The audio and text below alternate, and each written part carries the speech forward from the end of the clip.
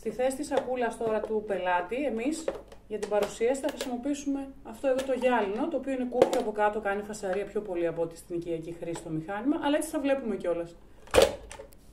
Και αντί για σακούλες, θα χρησιμοποιούμε αυτά τα ωραία άσπρα δισκάκια. Ίδιο υλικό με τις σακούλες βέβαια της Kirby, απλά έχουν λεπτότερη επίστρωση, το 1/3 μόνο του πάχους. Για να δούμε τι κάνει αυτό το μηχάνημα με το σωλήνα του. Έχει ένα πολύ μεγάλο αλλά ανθεκτικό σωλήνα, ο οποίος κουμπώνει εδώ μπροστά, έτσι απλά. Ασφάλισα. Σε αυτήν εδώ τη μητούλα υπάρχουν εδώ πέρα μέσα κάποια εξαρτήματα, πάρα πολλά εξαρτήματα βέβαια για μια απλή ηλεκτρική σκούπα, 12.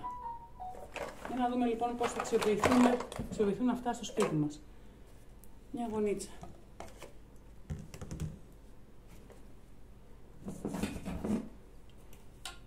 Δύο σωλήνες. Ελαφρύς. Και για το πάτωμα. Όλα τα εξαρτήματα απλά κουμπώνουν.